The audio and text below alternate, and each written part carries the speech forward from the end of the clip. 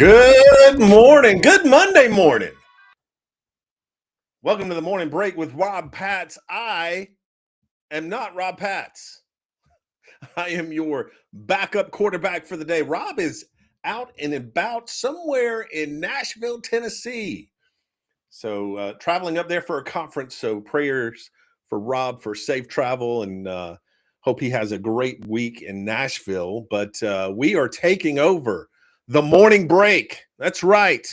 We'll be taking over today to talk about a couple of things I want to share with you that's coming up on Abundant TV starting Wednesday night, our third episode at 8 p.m. of Men Like Us. Men Like Us will be live and in color on Abundant Television. And if you don't know what Men Like Us is, it is a show of just three or four guys sitting around talking about the things that men struggle with, honestly. And it's a fascinating show. It's one that I have thoroughly enjoyed being a part of, one that I've learned a lot from, especially from some of the super guests that I have had on the show, and excited for you guys to see Men Like Us. Episode 3 coming up Wednesday night at 8 p.m. It's President's Day. Happy President's Day. I hope you work for an organization that allowed you to have the day off like mine. If you didn't, you might want to look for another job. No. But if you're fortunate enough to have the day off today, then we are happy that you're able to do that. And if not, then keep that stream going, but just keep an eye out for the boss so you can close the laptop lid if the boss comes walking by. But if not, keep watching. We're excited. Let me tell you what I did for President's Day this weekend, kind of in honor of President's Day, because I know right now in our political climate, you can say it's President's Day and you can get a visceral reaction one way or the other for that.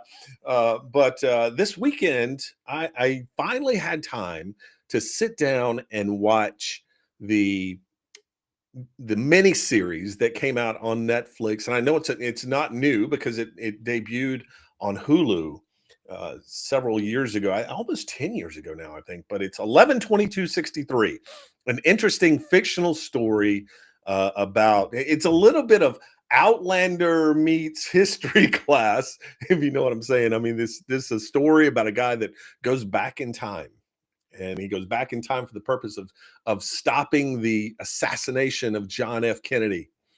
And the show goes through all of the things about his adventures in trying to do that as he traveled back in time. Ultimately, at the end of the day, the realization was that there isn't anything we can do to go back and make things better. And it kind of struck me as I watched this. It was a great show, very entertaining, but it kind of struck me this idea that we tend to have to want to go back in time and fix something. It's not something that I think really aligns. One of the things I realized is we go back in time and try to fix something. You know what? God's already been there.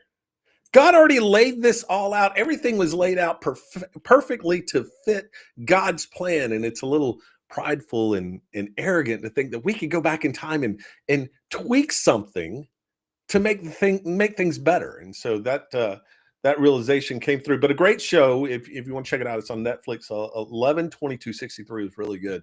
Kind of for President's Day. Hey, what else happened this weekend? Oh, it was Valentine's Day. That's right.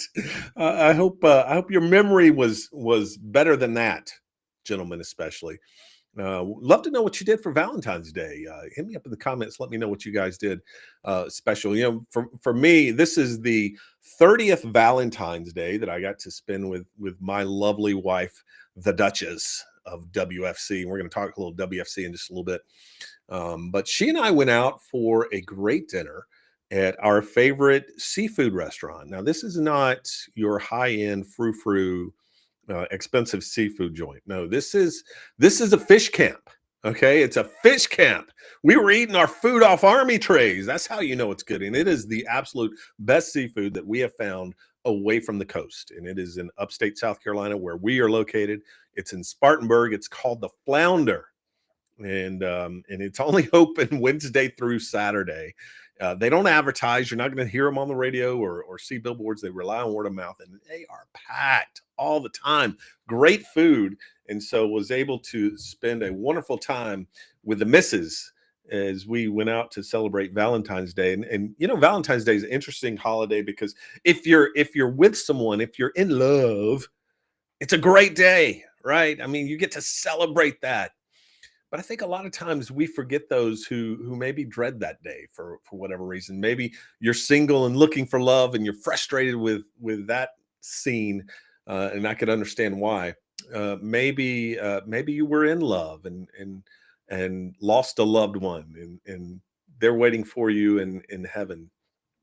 You know, I hope that is the case, that they are there for you and you'll get to see them one day. But it makes for a lonely day on Valentine's Day. But I want to encourage you with this. Just remember one thing: no matter how it felt, no matter how lonely you were, no matter how lonely you feel, or out of love that you feel, just remember one thing: that you are loved. You are loved. There is a God that loves you. Um, so much so that he sent his son to die for you, not you collectively, not us as a whole, but you individually. And that's what's really cool about that. So this Valentine's Day, if you felt a little lonely, if you felt a little unloved, just know that you are loved, and that there is a God that loves you. And you know, we certainly enjoy the blessings that come from the Lord in that. I tell you what, let's do. Let's take a look at a couple of things I want to do. First of all, the mysnackies.com live look in. I want to look in a couple of places, but before I do that, check out My Snackies. My-snackies.com. Incredible snacks, wonderful treats there. Freeze dried candy. Now I know, first heard it, I was like, huh, freeze. I'll tell you, my-snackies, they're delicious. It's run by a wonderful family. They have over 50 five-star reviews on Google, and they're all 5 stars. And so check out mysnackies.com. Let's do a couple of live look-ins. I want to share a couple of places with you. I'm going to start with somewhere that I can't wait to go. Let's take a look here. Oh, it's beautiful. Look at this. This is Aruba. Aruba, it's 11:38. They're an hour ahead of us there. It's already 81 degrees in Aruba. A beautiful beach view resort cam. You know, we're so blessed and so excited because we will be heading to Aruba this summer thanks to my kids. My kids are taking us to Aruba. Isn't that cool? It's amazing. It's such a blessing, and so thankful for that. We're looking forward to family time out there on the beautiful ocean of Aruba. So we can't wait for that. Let's take a look at, let's see, where else are we going to go here? Oh, yeah. What about, oh, there it is. Nashville, Tennessee. Where you at, Rob Patz? Where are you, man? Rob is somewhere down in beautiful Nashville, an hour behind us here on the East Coast. 41 degrees. It's a little chilly, Rob. Wrap up, buddy. Make sure you're bundled up there in beautiful Nashville. I love Nashville. I've been there a few times. And right there, downtown Nashville is just a great scene, happening place. I've been to Nashville for a couple of conferences, and I tell you, I stayed at the Opry Hotel, which was really cool. It's almost like an indoor biosphere. I mean, it really feels that way in that hotel. The lobby is massive, and Nashville, Tennessee is absolutely a fun, great place to go check out.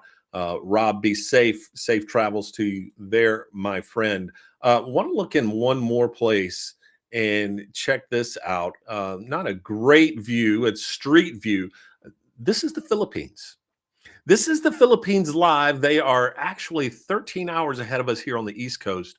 And that is a shot of the street there. Still bustling out there. I mean, it's like almost midnight in the Philippines. Their Monday is almost over. But the Philippines is an incredible place. I'm going to talk a little bit more about why we're showing the Philippines in just a moment. But there's your live look-in cam from my-snackies.com. Go check them out, my-snackies.com. Wonderful, wonderful place, great treats. And I'm going to tell you something else, folks. Another place that you want to check out for some really great treats, something really good, is 7 Weeks Coffee. Now, I am a coffee holic. I love good coffee. And the folks at 7 Weeks Coffee make fantastic coffee. You can order it, check them out online, and they have a great story too. So let's hear from 7 Weeks Coffee. We'll be back on the other side. Behind every precious life, there was a choice. Behind every family moment, behind every special memory, there was a choice. A life of joy, a life that is beautifully and wonderfully made. At 7 Weeks Coffee, we are funding the pro-life movement, one cup at a time. Will you let your coffee serve a greater purpose?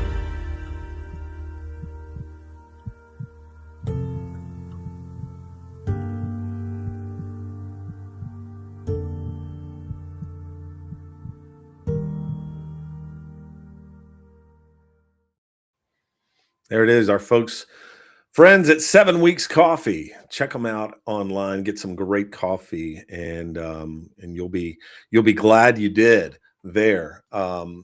So wanted to take this opportunity and talk a little bit about wrestling for Christ. I know we were going to have a fantastic guest. I was so excited. Going to have the American GI Richie Scuggs on. Unfortunately, Richie having some technical issues, not able to get into the studio here. But we're gonna definitely have him back on once we figure out the gremlins that have invaded the technology. You know, you gotta love technology. It always is there working for you until it's not.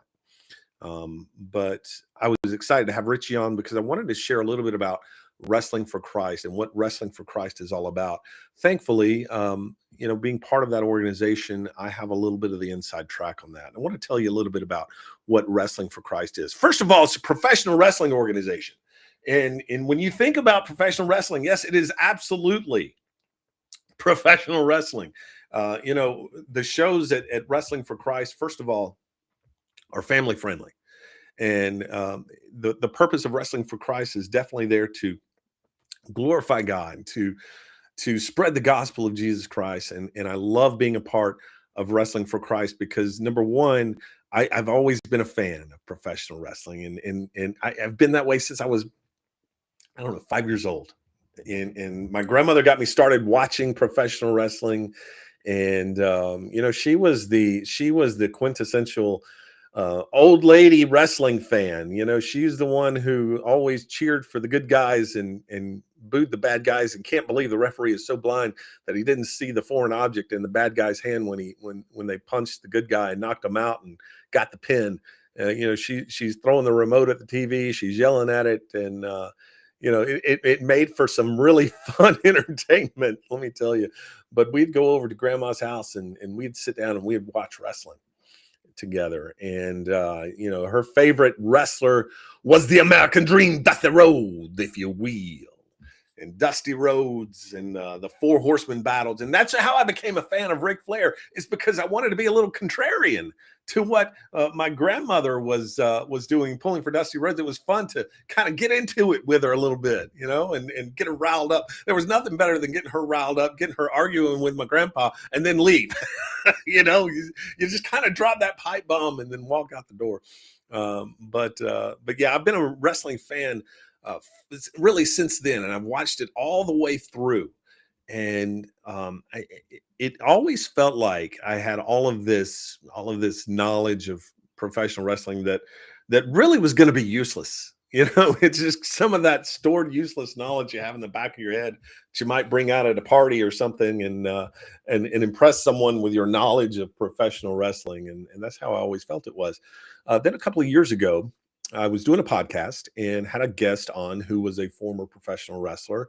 And we just kind of clicked. We hit it off, had great conversations. And a couple of weeks later, he gave me a call. He said, "Hey, listen, I'm connecting with this organization. It's near you. It's in the Southeast. It's called Wrestling for Christ, and it's a Christian organization that uses professional wrestling to spread the gospel. And I was immediately intrigued. And we were going to be able to partner with Rob and Abundant Television and bring this to Abundant TV. And it sounded great. And I told my friend, I was like, "Oh, that sounds great. Why? What are you telling me for? Why do you want? Why are you making me jealous? Because I'd love to be a part of it." He said, "Well, I want you to be part of it. And I want you to come down. I want you to check it out. I want you to do some ring announcing. We can do some commentary, and we can really put this thing together." And that's what I was able to do. And that was the first time I was exposed to Wrestling for Christ. And the first show that we went to, my wife and I went to a show back in May of let's see, 20 was it 25 or 24? No, it was 24. The first show that we went to for Wrestling for Christ, and I was blown away, not just by the athleticism and the artistry of the professional wrestlers and the show that they put on, not just the fact that I was standing next to a real live wrestling ring, which is really cool, by the way, but it was by what happened at intermission and the preaching and teaching of the gospel, the sharing of testimonies. It was so moving, and to see the Holy Spirit move in a crowd that was there to watch a wrestling show, it was amazing. So I became part of WFC and enjoyed that time. But there in WFC, the driving force behind what they do was always missions. And missions works, just it's incredible to be a part of something like that. And their hearts were with the people of the Philippines. We saw the live look in the Philippines. They're 13 hours ahead of us here on the East Coast. And every year, the group from Wrestling for Christ will go over to the Philippines for 2 weeks and do missions, and they'll put on wrestling shows. Absolutely. I think Richie told me they were putting on like 10 shows in 14 days last year when they were over there. And it's not just in one place. They go from town to town, to village. They go outside of the big cities. They go back into the jungles to spread the gospel of Jesus Christ to the folks there in the Philippines. And they are welcomed like rock stars, man. The people in the Philippines love professional wrestling. They love when WFC comes to town. They will fill compounds with 5, 6, 7,000 people. This year they're talking about holding it in a large arena that holds 10,000 people. And so this movement of sharing the gospel through wrestling really has a lot of legs to it. And it's not just wrestling that the WFC will do. They'll go over to the Philippines, and it's mission work. It's vacation Bible schools. It's youth camps. It's sports camps. Anything that they can help their sister churches there in the Philippines with, they do. And they'll work. They'll help build stuff. They'll do yard work, whatever it is. And it's just an amazing opportunity to, number one, be part of something really cool like wrestling. Number two, get to use something like that, a platform and a stage to spread the gospel of Jesus Christ. And I think that is absolutely the most incredible thing about WFC and what they do over in the Philippines. And Richie was telling me a story about one of the mission trips to the Philippines, where they took a young couple that was from their church there in Calpin, South Carolina. And Love Springs Baptist Church, shout out to them, was there last weekend at their men's breakfast. It was fantastic, and just a wonderful, wonderful church. And this young couple went over. The young lady is a beautician, cuts hair, does hair for I don't know if it's on the side or even if it's for a living, but she went over, brought all of the tools, brought all of the hair cutting tools that a really good beautician needs, and set up a chair in the middle of a village and started cutting hair for free. And suddenly there was 2 people, 3 people, 4 people, and all, before you knew it, there was a long, long line of people waiting to get the free haircut. And she had the opportunity to just talk to people and share the gospel with people there in the villages. People were coming, the natives were coming out of the jungle, literally out of the jungle. No one would see these people for so long, and yet they would come and they would get their hair cut for free. Some of them not having had that done for years. and she had the opportunity to sit there and share the gospel as she just served. And I found that I love that story because it just goes back to really what we should focus on, and that is a servant's heart. That is a servant's heart. And we can say we're leaders in a church, or we can say we're leaders in our community, leaders in our companies, but at the end of the day, if you're going to be a true leader, if you're going to be a leader that follows Jesus, you do so with a servant heart, because that's how Jesus led. And I just go back to thinking about that night just before Jesus was arrested, washing the feet of the disciples, spending time in prayer in the garden, and bringing a couple of guys with him into prayer. Say, come, please sit with me, pray for me, pray with me. And what an awesome display of humble servant leadership. And that's what this young lady was doing, is she was cutting hair for the people of the Philippines, while sharing, probably for the first time for many of them, the most incredible gift that mankind has ever been given, and that is the sacrifice of the Son of God on the cross. What an incredible story. And that's just one of many stories that comes out of every trip that the WFC takes to the Philippines. And I have such a heart for missions, and love what they're doing. They're going this fall, or excuse me, this late this summer. I believe it's in August that they're going, and they're going over to celebrate some time with their pastor over there. Pastor Jess and his family will actually be stateside, celebrating the graduation of their son from seminary school, which is really cool. Which is why the trip was delayed to August, because we didn't want to go over if Pastor Jess wasn't going to be there. But glad that that's going to work out, and it's going to be an incredible trip over to share more time with the people in the Philippines. And I got to tell you, that it's not just the mission work. The wrestling is really good.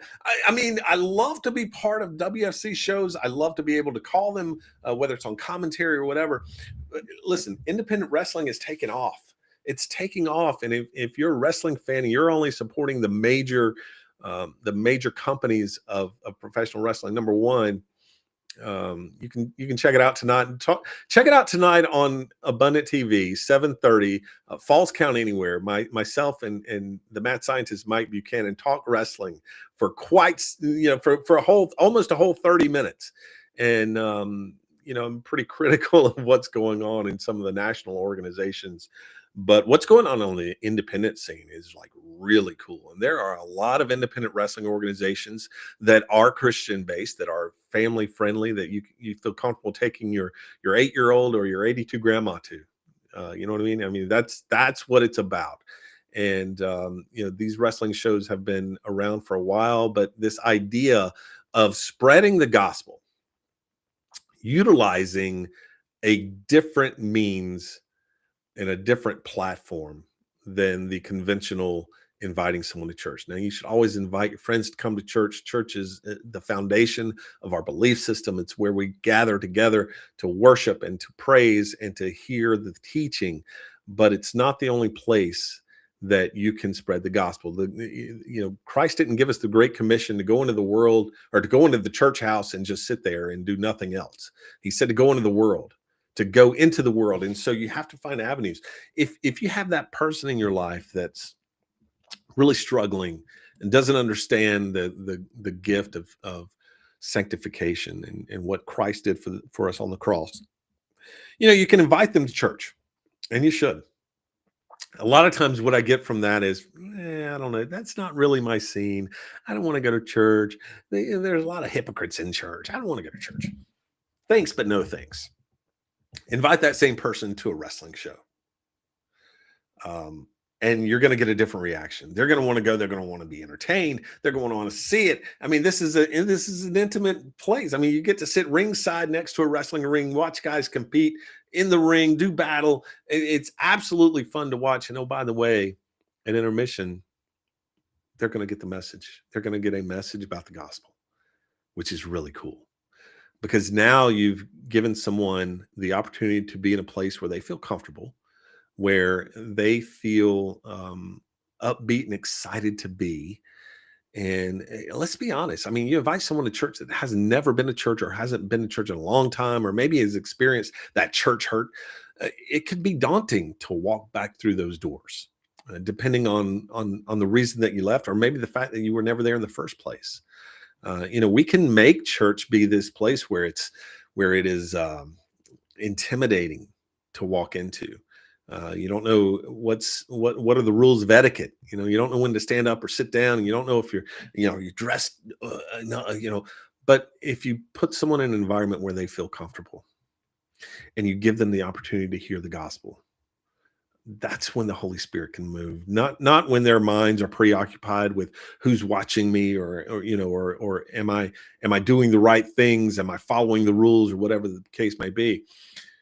Put them in an environment where they feel comfortable, and the Holy Spirit has an opportunity to move, and their walls are down. They're not guarded, and they can focus on the fact that they absolutely, positively can open their hearts to hear the message. And that's what we're wanting to do. And that's what Wrestling for Christ does. And there's so many other organizations, so many other things that have powerful meanings behind them in terms of spreading the gospel. Wrestling just happens to be one.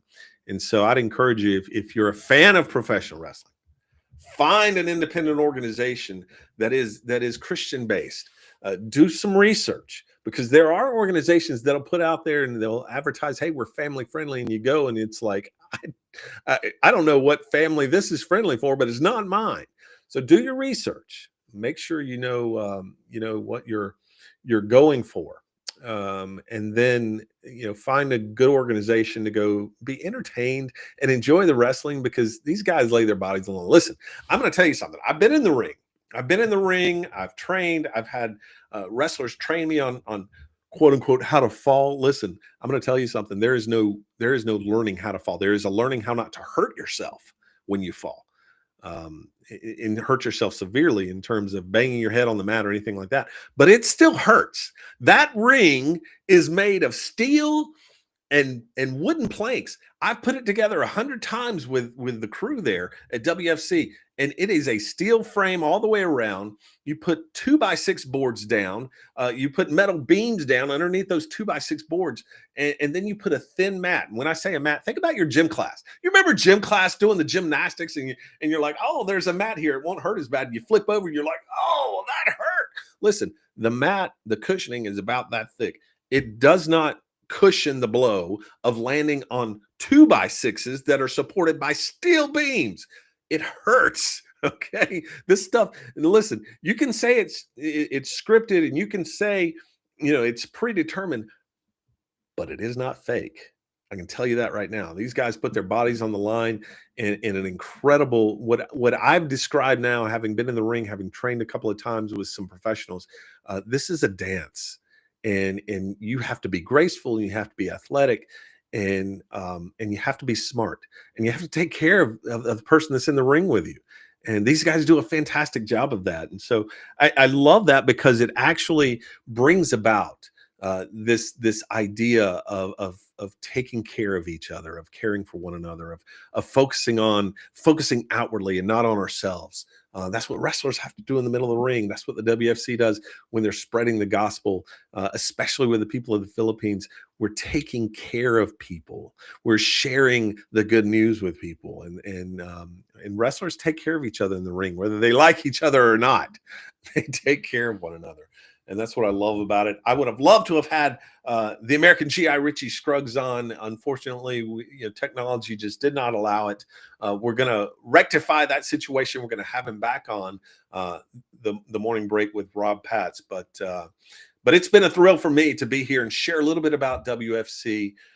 Definitely check them out. Check out your local independent wrestling organizations that are Christian based, that are family friendly. A lot of them out there doing a lot of really good work. And hey, Rob Patz, and have fun out there in the world of Nashville, Tennessee. Hope you have a great week there. Want to thank you for joining me. This has been the Morning Break. Tune in Wednesday morning for another edition of The Morning Break, Wednesday night for an edition of Men Like Us, 8 p.m. on Abundant TV. Have a good Monday.